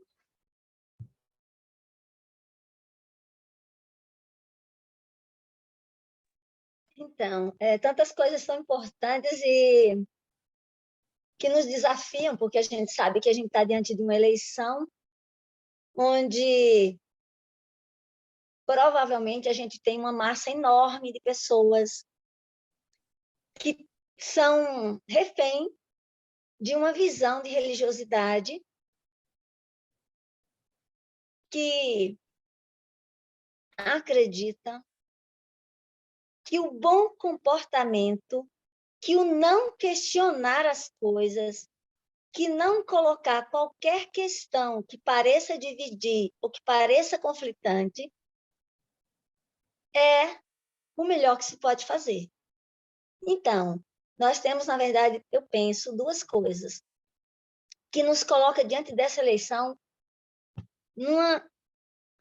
Eu nem sei a palavra, né? É chocante demais a gente se encontrar diante de uma eleição nessa situação, onde tantos brasileiros ouvindo discursos absolutamente incoerentes acreditam que o melhor caminho é o da paz.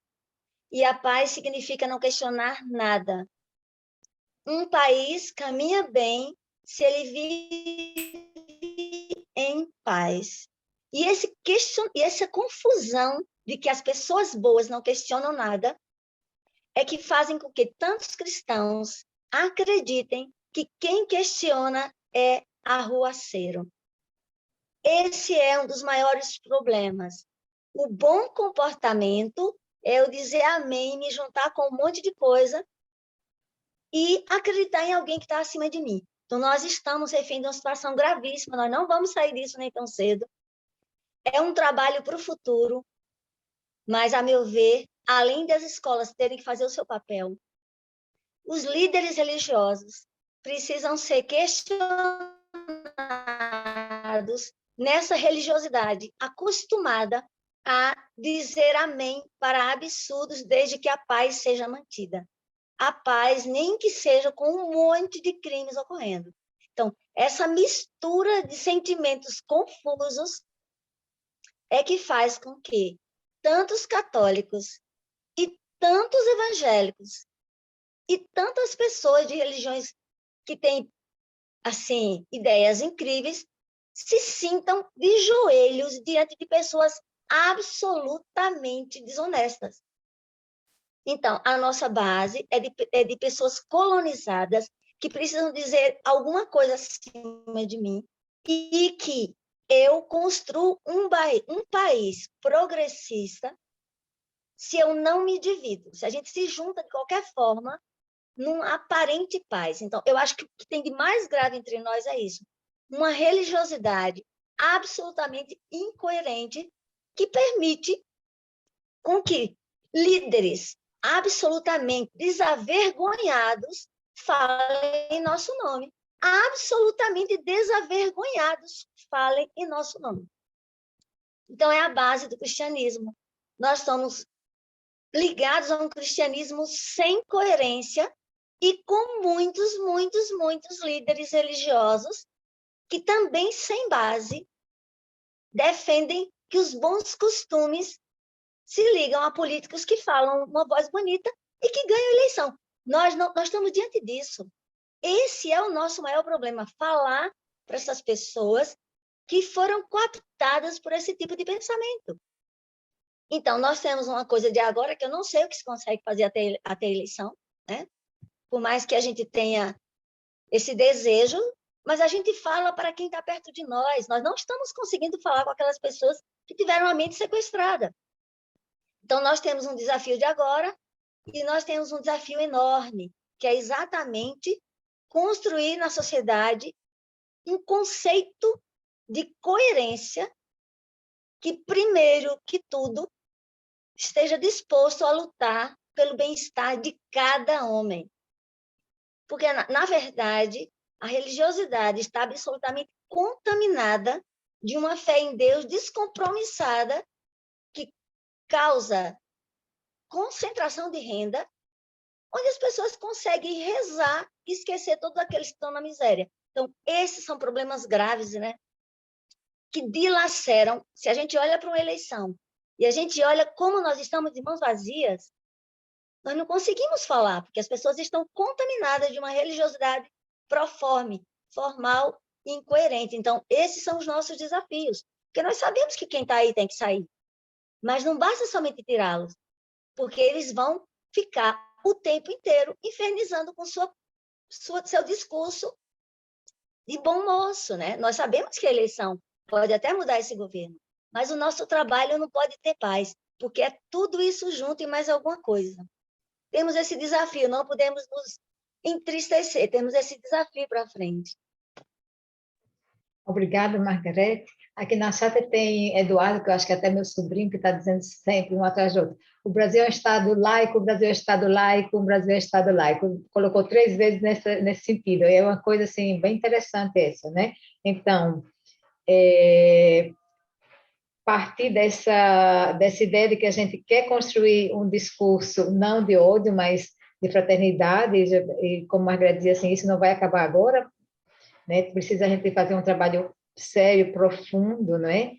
E também, eu acho que uma das coisas, a gente não levantou esse argumento aqui, mas é que essa questão de usurpar, de se utilizar da religião para fins outros, é uma coisa que se está passando não só aqui no Brasil, né? Se eu penso a Itália, tem muitos políticos, né, que saem na rua com um rosário, e o discurso dele é como se fosse, né, assim, se está utilizando aquilo para falar contra o imigrante, são discursos, assim, realmente de ultradireita, mas não só aquela a direita, assim, mas que são valores que não são realmente cristãos, mas eles saem na rua com rosário, não é? Então, teve também o fenômeno Trump nos Estados Unidos, que está tendo ainda também, em nome de um cristianismo, de ideias sobre a vida que depois sequestra, como a Margarida dizia, assim, todo mundo, né? Então, e também esse discurso da irracionalidade, de não querer escutar a ciência, né? Isso tem muito, está acontecendo não só aqui no Brasil, mas é uma tendência, assim, né? Que a gente tem que ir mais a fundo para entender por quê e para entender como enfrentar isso, né? Tem mais alguém que gostaria de dizer alguma coisa? Na chat, eu acho que já todo mundo já falou. O Kleber colocou alguma coisa ali? Ou tem mais alguém?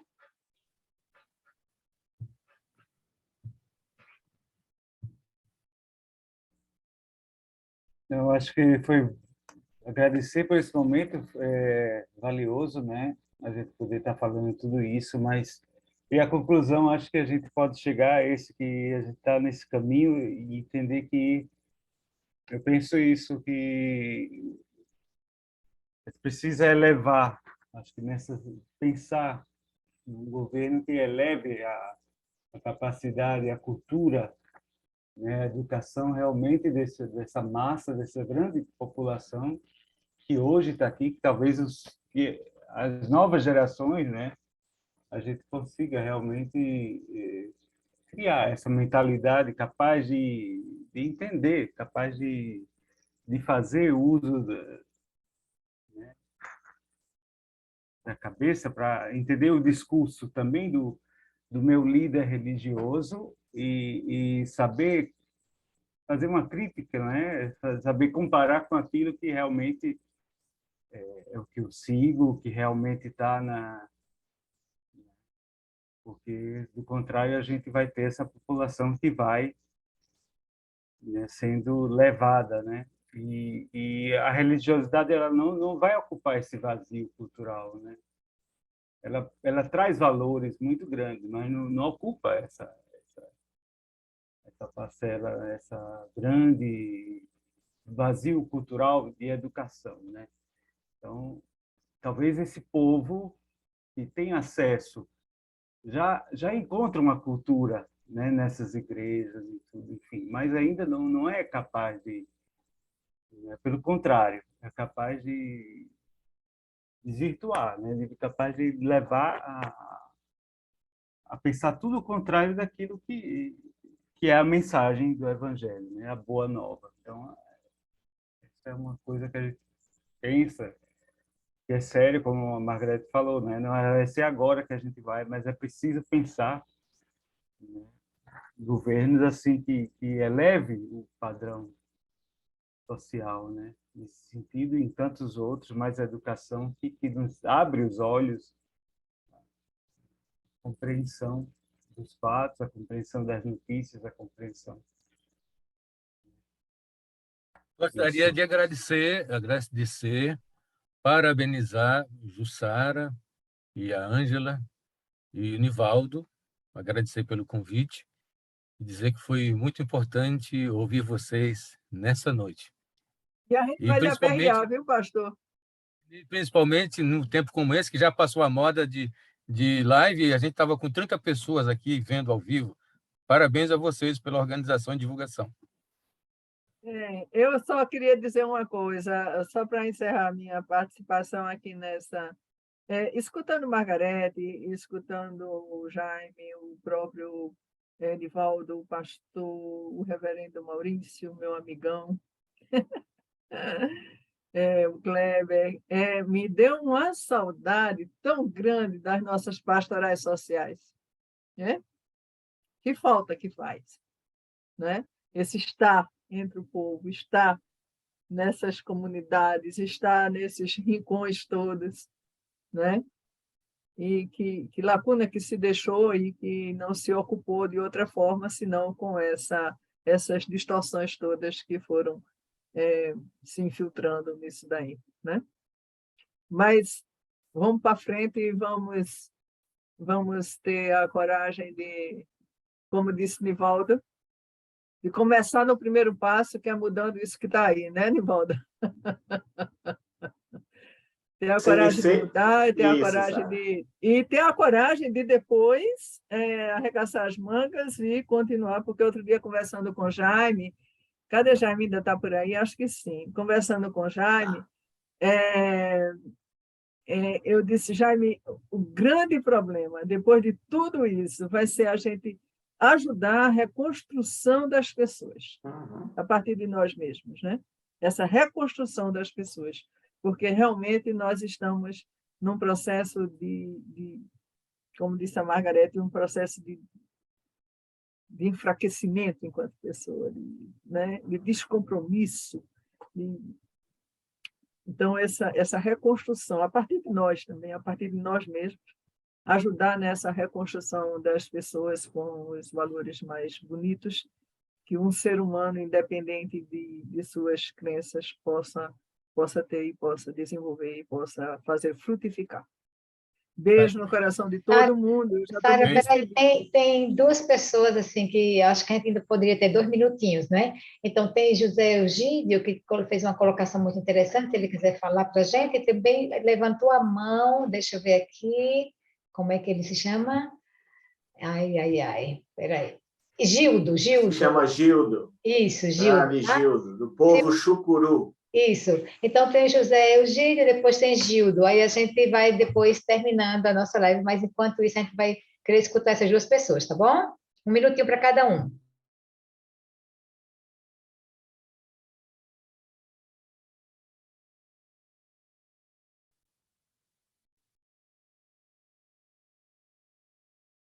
Eugênio, seu som está desligado. Ok? Tá ouvindo? Sim, está ótimo. Sim. Só que a câmera, talvez, a gente está vendo... Ah, isso, agora está melhor, está joia. Coloquei essas duas colocações aí, uma que é do padre, né, lá de Toledo, se não está na memória, está em Toledo, agora no Paraná, que ele fala sobre essa questão do marketing, né? Ele diferencia o marketing da publicidade na igreja, né? E outro tópicozinho aí que eu me referi é que a gente tem que ter em mente, né, de que tudo isso foi construído no nosso país, não foi agora nesses 4 anos, né? Isso foi construído ao longo de muito tempo, né? Talvez a população não tivesse acompanhando tudo isso, né? Mas isso não é uma coisa, isso para mim não foi novidade. Quem conheceu, quem estava acompanhando a política, sabe que tudo isso vem de longos anos. E que com a derrota, isso não vai ser desconstruído assim de uma noite para o dia, não. Vai levar tempo. A gente tem que levar em mente que temos diversos parlamentares que irão apoiá-los, que provavelmente vão ser reeleitos em seus estados. A gente tem alguns candidatos a governadores apoiados por ele, que devem também ser eleitos em alguns estados. Então, assim, é uma coisa que a gente tem que pensar que de instrumentalização muito forte, né? E que se deixou construir isso. Eu sempre faço essa reflexão,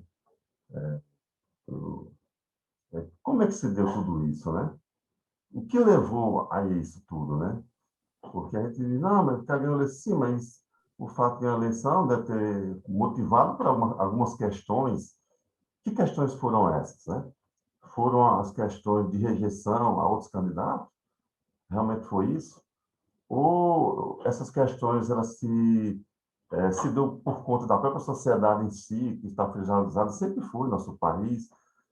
Então, assim, eu acho que eu discuto muito com nossos colegas, a gente tem uma reunião de amigos que a gente faz todos os meses, né? Com colegas do Rio, de Fortaleza, a gente discute muito isso, essas questões, né? Que a gente, eu acho que deixou se levar por tudo isso, né? Quer dizer, como se deixou levar por tudo isso, né? Como é que se deixou que tudo isso fosse, digamos, nascesse no nosso país isso, né? Esse discurso todo de ódio. E que interessante que a gente vê também isso de uma forma até... eu vi outro dia um vídeo de um candidato ele falando sobre isso, né? A política que antes era apenas divergência, hoje tornou-se um discurso de ódio. Até a própria religião também, que às vezes, hoje tornou-se alguns segmentos da religião, em algumas igrejas, também tornou-se um discurso de ódio. Aí você fica perguntando, mas por que isso aconteceu? O que fez com que as pessoas mudassem? Foi as pessoas que mudaram? O que aconteceu em nosso país para que isso chegasse onde chegou? Né? Então, assim, acho que é coisa para se falar em outro momento, né, sobre essas coisas. Obrigado pela participação aí. Prazer em rever, Ângela, e os demais. Prazer em rever. Obrigada, Gide, isso mesmo. Temos que continuar a refletir, não é? E que essa coisa não vai parar por aqui, não é? Então, temos muito trabalho para fazer para a nossa sociedade. Obrigada, Gídio. Só rapidinho, Sim. apenas assim, dizer um pouco. Meu nome é Gídio, sou professor de matemática da rede pública, né? E o convívio com a educação do nosso país, que para mim é um desastre a nossa educação. A gente tem que levar. Eu sempre tenho uma discussão muito forte sobre isso. E enquanto nós não tivermos um governo que tenha como a educação como uma política de Estado, né? A gente não pode ter um governo apenas que faça aqui e acolá projeto de educação. Por isso nós estamos onde estamos, né? Um país como o nosso não deveria estar onde estamos, né? Nossa educação, cada vez que passa é pior, é absurdo. Eu estava passando agora de uma live, por isso que eu saí também, educação, que também estava fazendo uma parte também na live sobre educação, que é um tema que eu gosto de discutir muito, e a gente está apresentando esse detalhe, né? Então, enquanto nós tivermos um país com a educação que nós temos, é muito difícil a gente tentar sair dessa lamaçal em que nós nos encontramos no momento. Obrigado por tudo. Obrigada, Gídio. Agora, Gildo, a palavra está com você. Então, Tataramé, né? Boa noite a todos. Então, eu quero logo agradecer pela oportunidade de estar aqui com vocês, o convite do companheiro Nivaldo, que colocou essa live lá no CONIC, né, que eu também faço parte aqui do CONIC do Agreste, né, e fiquei muito... Quando se fala nessa questão política, quando é ligado à fé em política, religião em política, eu tenho muito interesse, porque é a minha área que eu vivo atuando aqui na minha região, né, e a minha área de formação também é fé em política, e nas escolas de fé em política a gente vem falando muito sobre isso, né. E assim, até me alegra saber que tem tantos líderes religiosos que ainda pensam como a gente pensa, né, com essa ideia do Estado laico, né, com essa ideia de dizer que a política não tem que ser, a religião não tem que ser do Estado, mas tem que ser, a gente tem que ser livre para rezar do jeito que a gente quiser e cada um teve o seu jeito de chegar até Deus. Isso é muito importante, né? Mas assim também para dizer que, apesar de tanto desânimo, de tanta preocupação, a gente aprendeu aqui com o nosso cacique Chicão, que tombou na luta, que não dá para desistir, né? Porque eu sempre falo isso.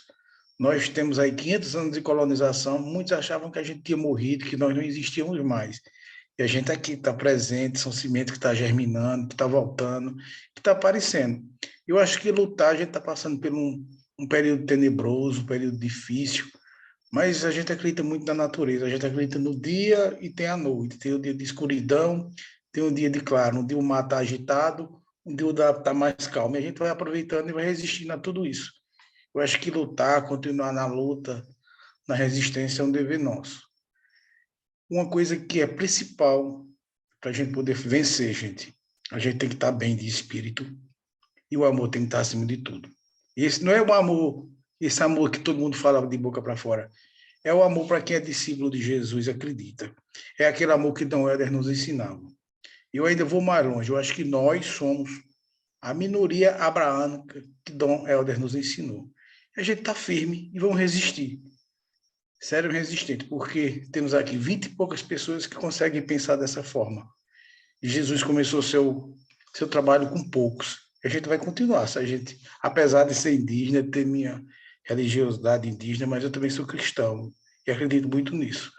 Então, acredito que a gente pode vencer esses obstáculos, passar por tudo isso, mas respeitando o outro, colocando aquele amor que Jesus nos ensinou, aquele amor que ele nos ensinou.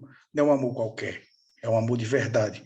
O amor que meu irmão, ele é branco, ele é preto, dependendo de que jeito ele seja, a sexualidade que ele quer assumir, que cor, que raça, que gênero, do jeito que for. É o amor colocar a pessoa como importante na nossa vida, até porque a gente aprende que o outro é importante para que a gente possa viver. Então é isso, fico feliz de estar com vocês, de poder participar, espero poder estar em outro momento com vocês, e a gente vai continuar. E mais uma vez, eu quero só dizer, o Cacique Chicão nos ensinava, parente, está com medo? Por cima do medo, coragem. Vamos transformar o nosso medo em coragem e vamos para frente, que a gente vai vencer. A gente está aqui, Jesus passou aqui faz 2000 anos, a gente ainda acredita nisso, a gente ainda é seu discípulo. Só isso, obrigado e boa noite. Muito obrigada. Obrigada por partilhar também essa pérola de sabedoria do seu povo, do nosso povo, que tanto, assim, colocar o essencial, né? Então, essa questão da espiritualidade, a questão do amor, tem que estar acima de tudo, e da resistência, né? Que tem a noite, mas tem o dia, que tem o mar agitado, mas tem a calmaria, e a gente resiste, né? Com essa fé, com essa esperança. Pois então, pessoal, acho que a gente está chegando ao final, não sei se os oradores, os convidados querem dizer ainda mais uma palavrinha, uma palavra final, uma frase final para a gente fechar a live. O Senhor nos abençoe e nos guarde. Amém. Nivaldo? Gratidão. Gratidão. E vamos continuar na luta, né, com o irmão Gil. Isso. Até a vitória sempre. Isso. Sara, uma palavra? Não estamos lhe ouvindo. É o silêncio. Sara quer dizer silêncio. Não? Ficou afônica. Beijo, isso. Então, pessoal, boa noite a todos. Foi muito bom estar com vocês aqui. Aguarde que vai chegar mais, vai ter mais, não é? A gente Essa segunda live, a próxima, daqui a 15 dias, depois a gente vai mandar o programa para vocês. Tem uma possibilidade de a gente fazer uma live também com a deputada Herodina, temos só para confirmar a data. Uma live será sobre economia, né, a nossa economia. Uma live será sobre a questão do SUS, o desmantelamento das políticas públicas. E vamos lá, vamos construindo isso aí, e resistindo e lutando, né? E uma boa noite a todos. E até a próxima. Até. Obrigado. Tchau. Boa noite. Obrigada a todos. Obrigada. Obrigado a todos. Obrigada a todos e parabéns. Parabéns.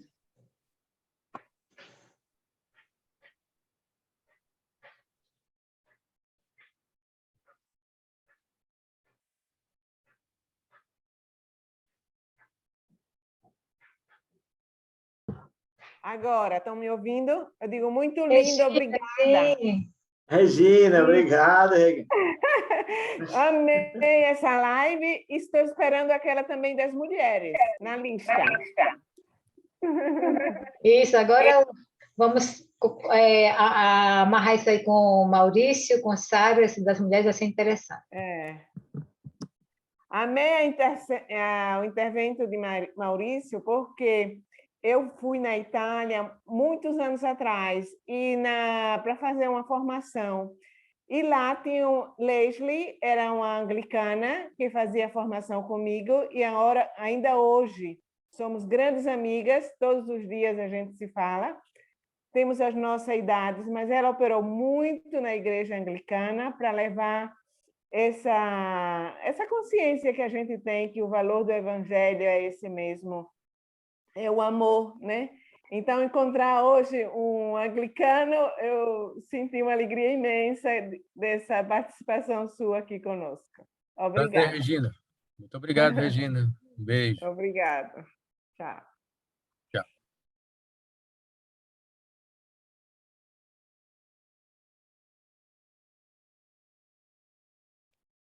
Como é?